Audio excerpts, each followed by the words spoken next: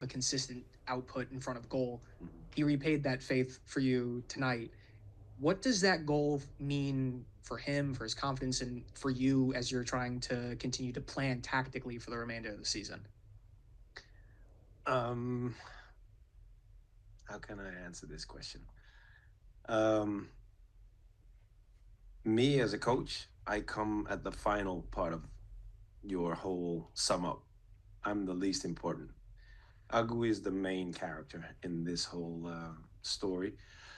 Um, I'm very happy for him as an individual because he's looking for these moments. We're trying to get him into positions and in a certain awareness where he can have more impact on the team because he has special qualities as well. But his output is way too low. So that is also some weight on his shoulders. But he's working so hard day in, day out to improve this. And that is what I see and the outside world doesn't see.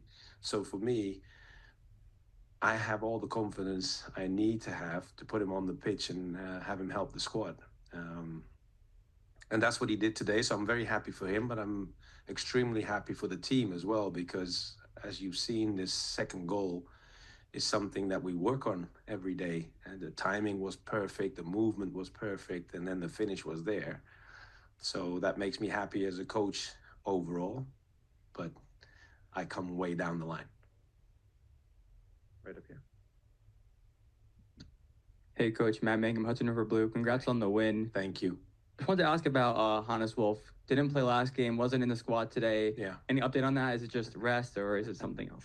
That's the interesting thing for your partner on your right side because Hannes was supposed to start.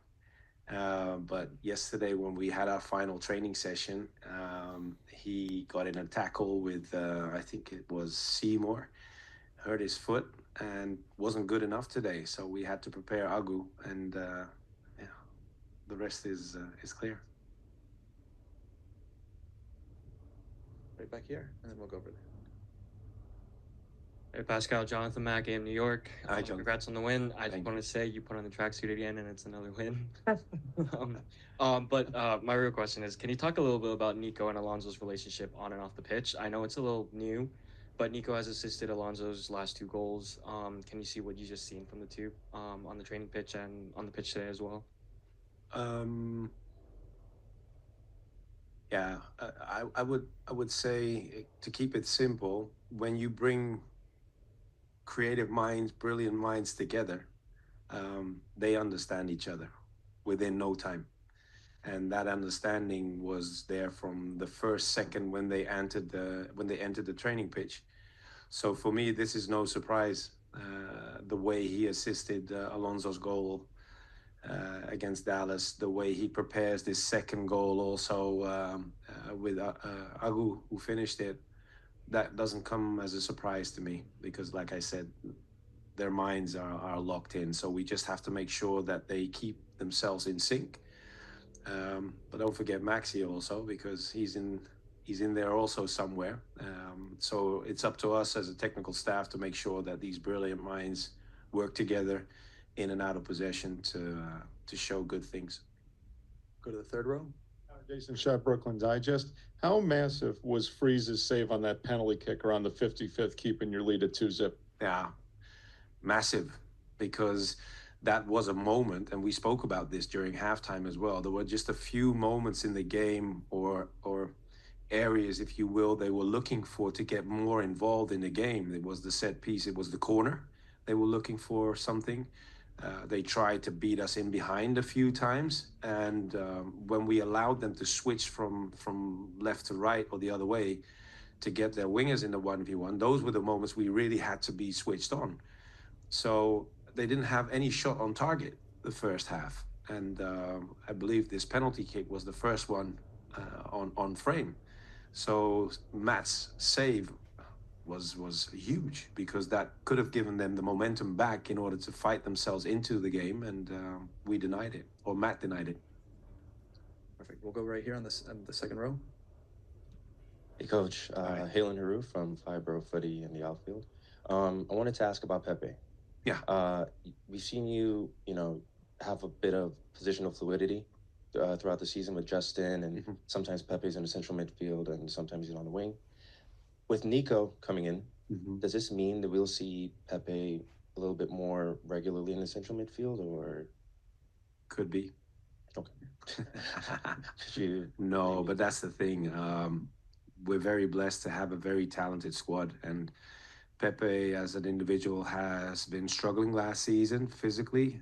His body wasn't working with the plans he had in his mind.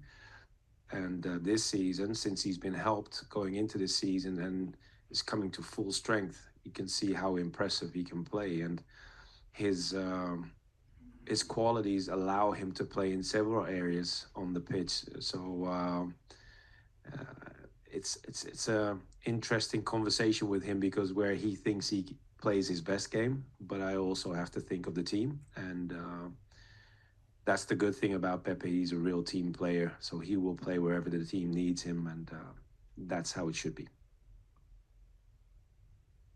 Hey Pascal, just another question.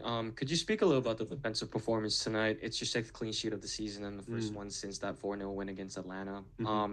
What went into it, and what do you think your backline got right today to shut out Club Leon? That's a good question because I answered after the last game we played because we got smacked 3-0, and that didn't look good defensively in a few moments. But personnel wise, there were some other guys on the pitch. With Burke leaving the club and Thiago being unavailable, we have to find the best relationship in the back four again in order to perform at our best. And today was pretty decent. But it all starts with being competitive. That was the conversation going into this game because the first half in the previous game we were nowhere near being competitive, and that changed in the second half, and that's a mentality. So if you see how Tavon Gray defends today, if you see how Tana defends, how determined they are, Justin out of the question because he's been very stable all over. And even Kevin today had a better defensive performance than he did in the previous game. So this will help us go forward, but this clean sheet helps. Nothing more than that. We have one more question over here, and then we'll go to 2 questions over Zoom before we wrap up. Not advocating pulling Alonso from the lineup, but when you pulled him out and brought in Hooley, when you had the 4 Argentinians together for about that 15 minutes, that was fun. And I know fun isn't your first requirement there, but is that, what did you think of those 4 together? And is that something we see down the stretch for the final 10 games in the league? It could be. It could be a shape that we need because at the moment, Alonso is our number 1, number 9. You could see the kid, Seymour Reed, is not really breathing down his neck, but he's on his way. So Alonso had a small issue in his back going into the game, like we talked about. Was good to go to start, but I didn't want to take any risk after 60 minutes, so we pulled him off, and Nico finished there. But then you can see also the quality of Nico, that he understands how to play in every area up front, which is very interesting. But then you have 3 guys around him that also have that feeling with him, and then it's fun to watch. It's different because you have less moments going in behind them with Alonso, but still it looks really good, and I had fun too. We have 2 questions over Zoom. We'll go with Jose first. Thank you. Coach, thank you for your time. I have 2 questions for you. The first one, and you probably get asked about him a lot, about Alonso Martinez. I'd like to know your impressions on his game tonight. And second, I wanted to ask you about the end of the group stage. You guys can win the game, and yet you have to look all over the place and make all type of, math calculations to see if you're moving on to the next round. What's your take on that particular aspect of the format? Thank you. Well, that's comes along with playing a tournament. If you don't win your first game and you do win your second, then you have to get your math books out and think about those things as well. But we just approach it as we always do. We have to play 2 finals, including the one today. We managed to win this one. Our mission is to win the 3rd one as well, and then look if it's enough to go to the next round. But that's tournament football at its best, I think. regarding Alonso, it's also interesting because, like I mentioned earlier, he has another creative mind that is looking for him once we're in possession.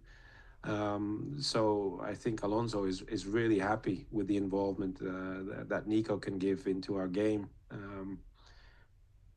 Alonso himself has gone through difficult times, not scoring in a few games, getting a little restless as a striker. But in Dallas, he showed his quality again, and we all support him, and that shows on the pitch also because he's enjoying himself. And when he enjoys himself, then you get the best out of him.